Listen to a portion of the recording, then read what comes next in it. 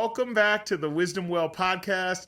My name is Larry. I'm LJ, and thank you guys for subscribing and liking to the Wisdom Well podcast. Woo! Yes. Yo, we are so excited. We've been getting mad feedback and exciting news, and we need a name for them. Yo, Wisdom Wellers. Wisdom What y'all want to call yourselves?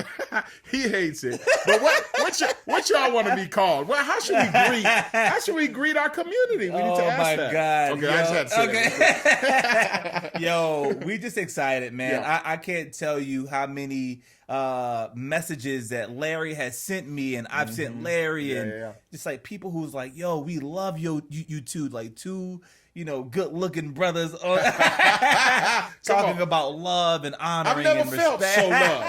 I've never felt so encouraged. But it really, really do mean a lot to us. So thank you guys. Thank you guys so much. Yeah, thank you. And then continue to share with your friends, even like you already said, subscribe and hit that notification button. And what that does is it really helps to improve the visibility for us. And so I think that's really important because we're only here to really build a community that can really serve. That's right. Right? That's right. And learn. We want to learn. So so thank you. And don't forget, every Friday we are going to be releasing a new episode. Yeah. So please don't forget every Friday.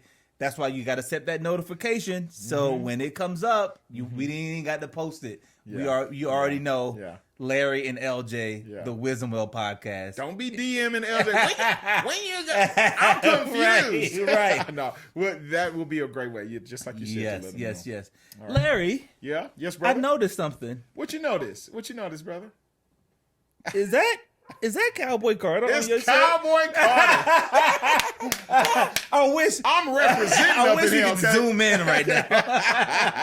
I am definitely wearing some merch from this momentous occasion that is a record. So this opus. Wow. This that amazing art. That is intense. I'm really excited. She got her little boots. We got some haters in the space. But the beehive got me, okay? No hater. Just she got her little boots on, and is that? It's incredible. Okay, so before you tear it apart, I'm not. Okay, I want to let you know that I'm very proud to wear this shirt because we are seeing an image that we don't always get to see. Okay, and I think that's really special about this season. So, a beautiful black woman, poised to take back space in a genre that has not looked like you or I in a very long time, and she's doing it in a very great way, right? But it's not a country album, but it's a nod to say, Larry, should we tell him what? Should we tell him? Tell him what? Come on, y'all. We have a Beyonce 2 that we have not yet released. Should we talk about it? We've been sitting on stuff, okay? You know how when you play spades, you be sandbagging. We've been sandbagging, okay? Yo. We got more books, y'all. We got more books, okay? Yo, if you don't mind, let us know if you want us to talk about Beyonce. And by the way, her record has done really well. It's done really well. As well. we sit here today and make this recording. Yeah. She's done really well. Super impactful as well. On multiple countries. Yeah. It's been, number one or, great or within that realm. Yeah. So it's been definitely,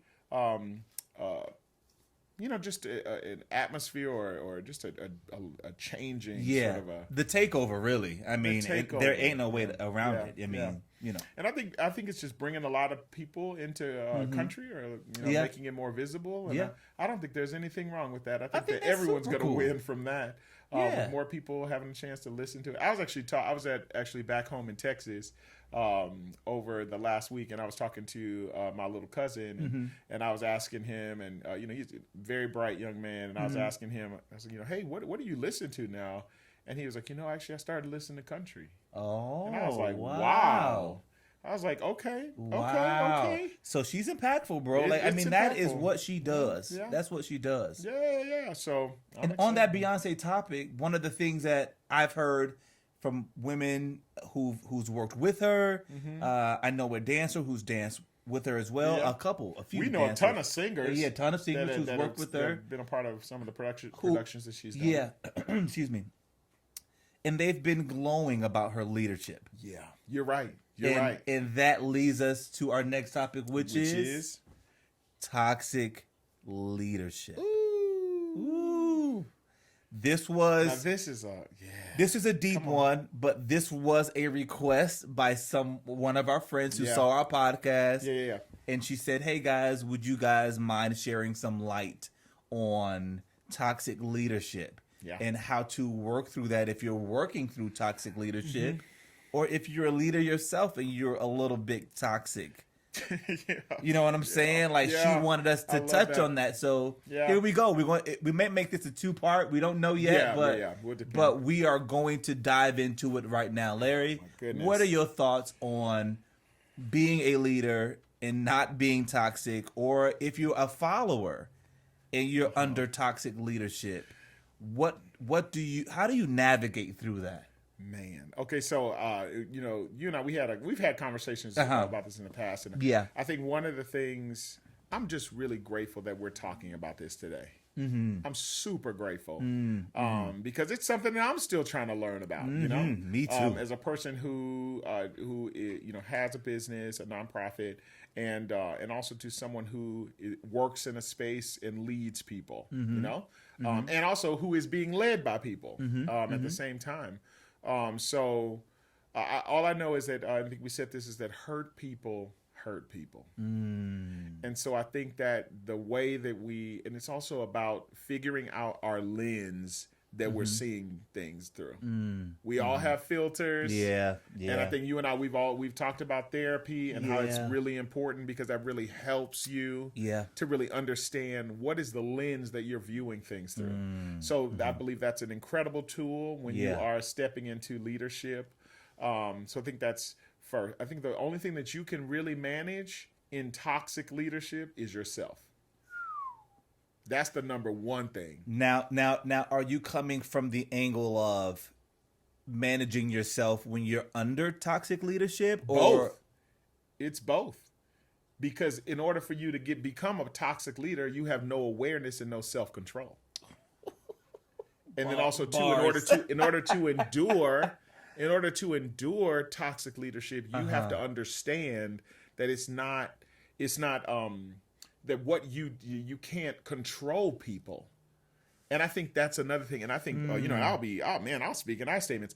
I have had a fantastic experience with therapy, and one of the things that was uncovered was I really wanted to be able to control what someone thought about me. And you can't. That's impossible. But don't we all though, right? Like, I know, and it's natural. Don't we all have that little thing? Like, I wonder what he or she is going to say about me. Yeah, you know, like perfect example. So if I buy you, or you buy someone flowers, and you give them to them, and it's almost like. And then you feel a type of way that they didn't say thank you, or that their reaction to it's like you want to control the reaction, you want to control, and that's not what happens because I don't know what the triggers are for flowers. Maybe the type of flower that I gave you might have been the flower that was a relative or someone who just brings up a bad memory, or they may be the color of something that you don't particularly like,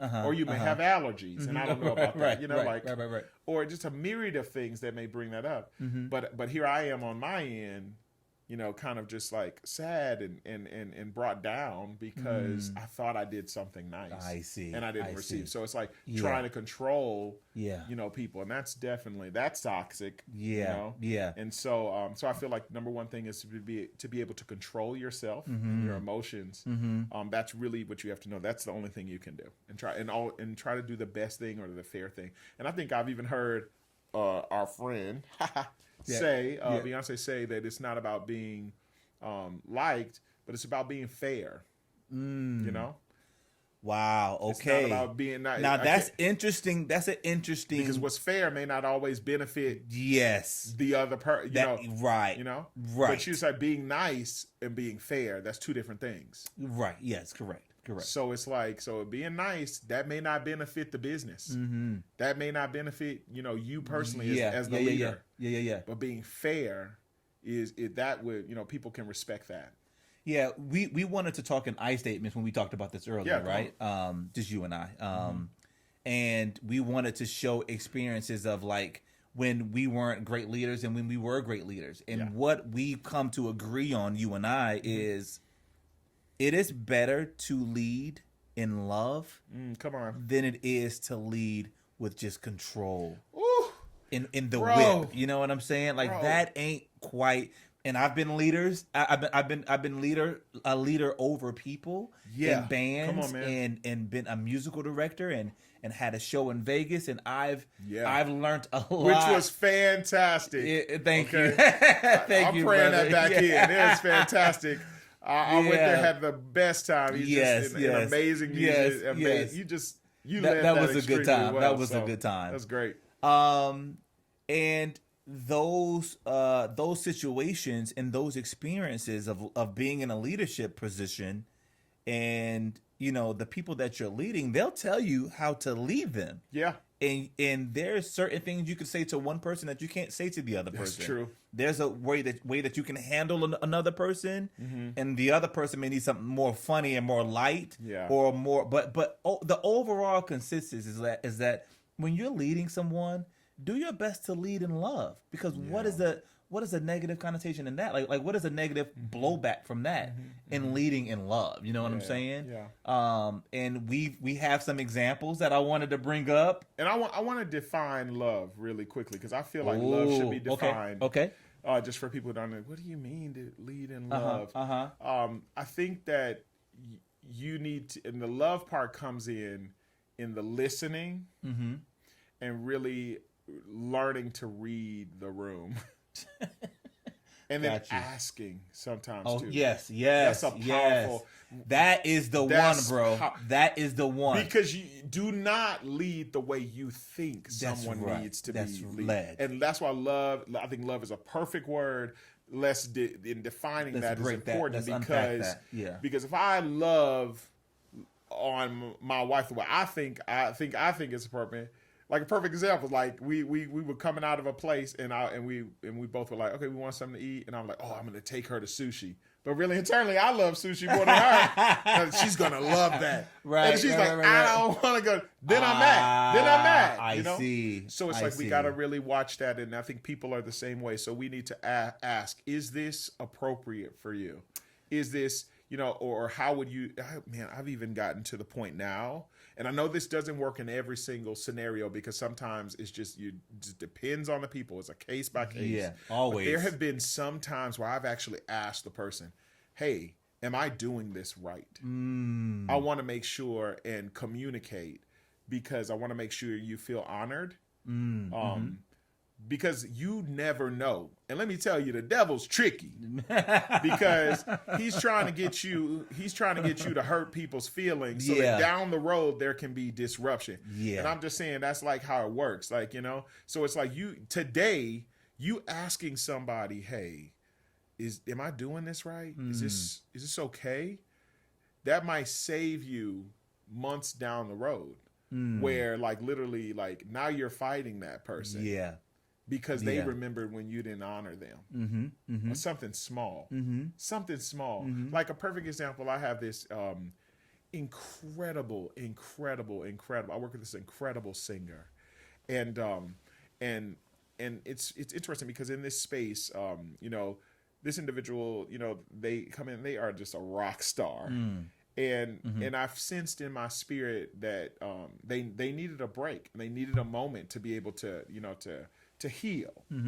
And I felt in my spirit that I needed to ask, hey, is it okay? I just wanted to make sure I communicated that we're serving you well. That's great, Larry. Do you want to come and do this one thing? That's great. Or do you or is it better that we not have this? And how often do you ever get asked that question? I'm telling you, because you never know what's going on with people. And also too, that's a great question to ask, because as someone who's working for you or performing for you, they may not be able to give you that 100%. And when we say working or performing for you, they might be very well supporting your whole situation. The entire shebang. Okay. Don't be thinking that you're higher than you are. Man. You know what I'm saying? I have been there and got knocked off that pedestal very quickly. I have too. When you like, oh man, you like, ooh, no, you ain't. Like I'm the big fish. Next Sunday we don't need I'm you. the big fish. And you get humbled real quick, and they're like, no, this ain't really about you. This is bigger than you.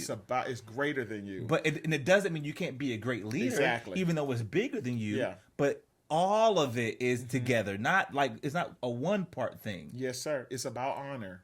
And I love how you unpack that love part though, because I think that is so important. Because that's huge. That's high. Because love is a very, very powerful thing, and love also starts with honor. You say love, you add, you listen, and you honor. Yeah. Even when it's tough to do so.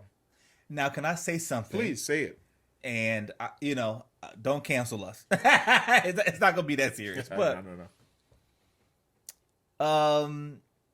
There is a time where you do have to be firm and stern, but it doesn't mean that's toxic leadership. Absolutely. So we don't ever want to say that because I'm being firm with you or being very direct and stern with you that I'm a toxic leader. That's also not what that means. True. So if you're working for someone or if you feel like I'm not toxic, like I just feel like we got to get it done. It needs to get done at this time. It needs to get done in this way. That's not toxic. That's just being firm and stern to make sure like the product is done right. That's good. And I've been in meetings at Def Jam or Universal or wherever, and you like, I can't believe that was said. Like I can't believe someone said that. But is that toxic when someone's firm? It's so funny because I think there's probably another part of your sentence. It felt rough in the moment, but you were so grateful that you could live under the shade that they provided, the protection that they provided. Yeah. Because someone's got to step up and be the leader at some point. And I think that it's just I'm so glad we're talking about this because I feel like I'm learning this too. And not to cut you off because no, please come on. There is someone above that leadership position too, right? So let's say. The coach of the Lakers is coaching the team. And, well, by the way, the coach of the Lakers just got fired, right? I saw that. But he's coaching the team. Like he's in charge of the team. He's in charge of LeBron and Anthony Davis and all of these players. That's a tough. But then there's someone above him. Yeah. There's the general manager, and then there's the owner above that person, right? Like there's always somebody that you got to answer to. Yeah. So when it's like, hey, we got to run this play and do this now, it's because somebody also is watching my position and also too, and another part of that is that the players are also a part of that judging community too. And if you got, and I saw it, like I was watching my father and I, we were talking about this, about how if you have all of these, what do they call them? They call them aging stars. Basically like they've been in the league for a while. Forever. And they are rock stars. And they're used to a certain way to walk and talk to me in a certain way. So not only do you have those people that are in organizations. I got you, baby. Sorry. Thank you, friend. I got you. In the organization that are higher than them, that do say and do speak into, but you have people that are technically, they are over the whole that thing. Speak directly into it. If they're not happy, then they can be ousted. And so I think that LA Lakers sort of example is a very great one. It's a very great one. Because it's tough. A man lost his job. Job some way along the line. Yeah, because there was some kind of breakdown in communication as far as leadership is concerned. They didn't trust him as a leader, but then like what else is he supposed to do, right? Is he supposed to just go complete toxic and say, F y'all and do this play and run it the way I effing say and all of that? He can't. No way he can. He can't. It's like a thankless sort of a rock and a hard place. So it's like I feel really bad, but that's. And to that point, when you are a leader, sometimes it is a little thankless. Yeah. And you have to be lonely. very lonely. Yeah. And you have to be very secure in yourself as a leader to say, you know what? I'm not going to be toxic. I'm going to lead in love, even if no one thanks me, because it's the right thing to do. Yeah. And which circles back to, you can control your actions. You cannot control the actions of people, you know? And so, because I think there are always going to be critics. We even talked about in another episode how, you know, that there are going to be critics all the time. Yes. But you got to do what you know that you have been called to do, and the vision that you have been called to, you know, to execute in the space that you've been given authority in, right? And I think that it's tough, and it can be lonely, you know? So, and I think that some of that toxicity, and I want to ask too, because we've been in several different like arenas. We've been in the music arena, we've been in the faith arena, we've been in the entertainment arena, in the business arena. How many of us are really like caring for our leaders? Ooh. Before they got toxic? Like, bars. I'm not like giving like freedom. Oh, we need toxic leaders, you know, are awesome. Everybody be a toxic. No, I'm saying like, what part did you and I play in creating this toxic leader? Did we elevate them too fast? Did we give them information to make sure that they understand the terrain, that they can read the room? Or did we just, or are we just basically being silent? Are we staying gray so that people don't understand what the room is needing? I felt like I've always experienced, and this is just my experience. Because we don't want them to go higher. Yeah. Boy, you good. Is that something inside of us? That's right. I was just getting ready to say, like, there's just, my experience is I don't want you to be above me, so I don't give you my full support. Even if you're the right man for the job, even if you're the right woman for the job, I don't want to give you my full support because I don't want you to think you're better than me in any way, shape, or form. And it's human nature. So it's like that's why, again, we got to try to control our actions. But as a leader, like, how do you do that, Larry? Like, how, you know, I wish I had. Wisdom, you guys help us find this out, because this is where the nuts and bolts are. Like, how do you navigate that? How do you navigate when all you want to do is just to grow something, and you want to partner, and you want to grow something, and yet you come against someone who just doesn't want to see you grow it. You grow it. Yeah. They want to see it grow, but they don't want you to grow it, you know? Which in essence, I think if we really got the picture of that just means you don't want it to grow. There is no, and it's like, and so how much are we missing out on? And I've been guilty of this, dude. And I've been on the receiving end of this. Yeah. And it hurts both ways. Yeah, it does. And like you say, and I love the way you say that, and your friend said it, you either going to pay the price now or you're going to pay it later. Yep. And so I think that's with toxic leadership, and sometimes going back to when you were talking about the tough things, saying the tough things. Yeah. Try to say the tough things as early as possible. Yeah. But with sensitivity. Yeah. Yep. Just be mindful that people are still going through things. And not in large groups either. Don't call somebody out in a large group. I think you know what? You suck this week, Jim. Jim, I'm going to fire you. AJ, you are horrible. Just in front of everybody.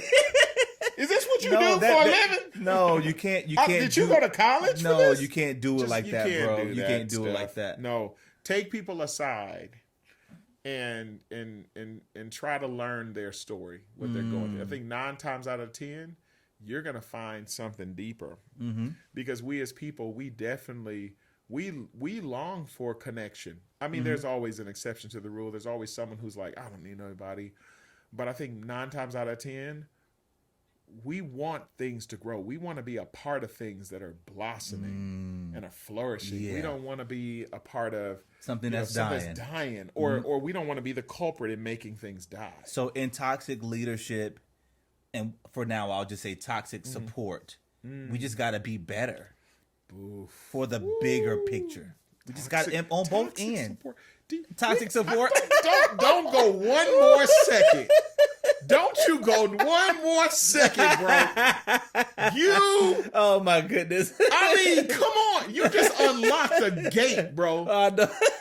Bro, full on, not a window. You didn't open a window. You unlocked a gate, bro. Man. Okay. Toxic follower. Bro. Both things work hand in hand. There's toxic leadership, but there's also toxic support too. Toxic support.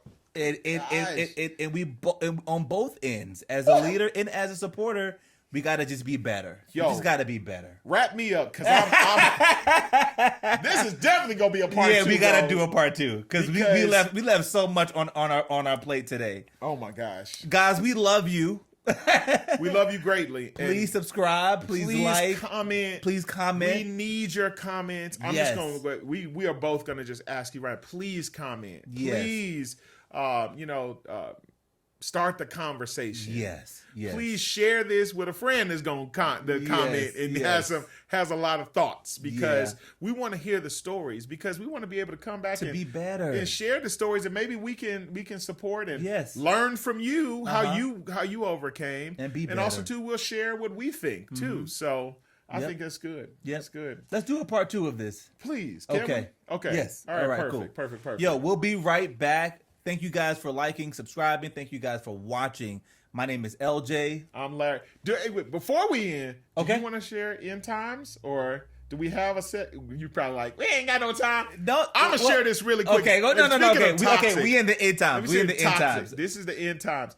Okay, so there's this new trend, and I don't know if you guys have seen it because y'all are on YouTube, because y'all are watching us. There's this trend of dating, like speed dating, but you walk in a room and you pop a balloon. What? If you don't want to be with the person, I think that's what it is, and I think that feels. Time out. Come on. Time out. Let's go back. The young people. I literally have. The young people are doing things. Okay, all right. Is this on TikTok? This is on. I mean, I'm sure it's on TikTok, but there are YouTube it's all over channels. The place. Yeah, I was like, oh goodness, because this is a brand new dating. It's basically pop the balloon to find a love or find love. So basically, if you pop your balloon, a person walks into a room, and then there's a room full of either ladies or guys, and when that person walks in the room, they pop the balloon. If they pop the balloon, then that means they don't like them. Oh man! So literally, you walk in the room and you go pop pop pop. So you're already... Larry, we in the end times. No, I'm telling you. I've never even heard of that before. They even had one young lady that I saw. She actually was arrested for being in sort of like frauding. People going to jail off this? Not from that, but she was in a I believe she was frauding a baseball player, and with this sort of toxic sort of interacting. Man. And I mean, when she of course the gentleman walked in the room, she popped her balloon. Wow.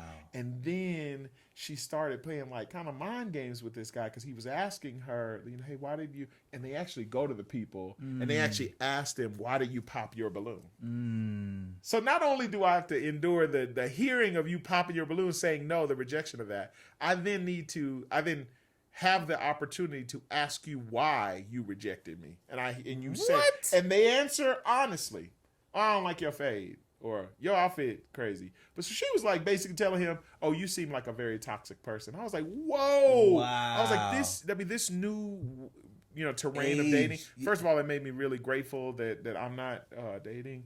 It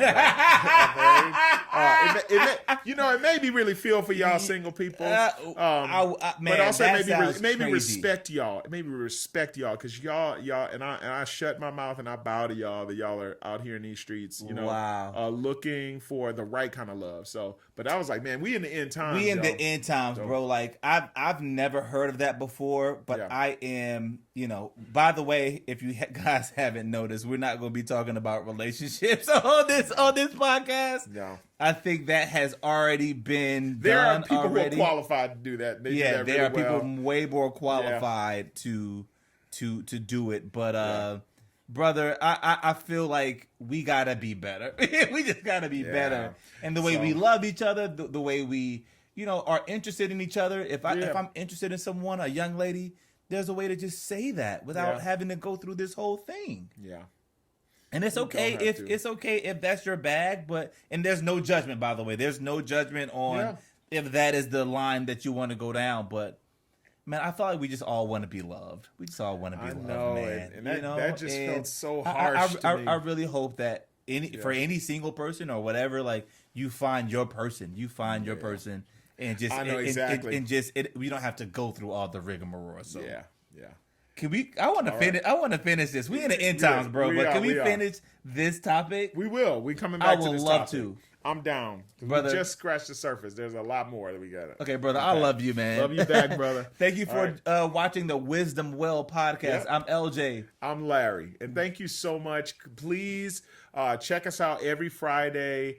Subscribe, comment.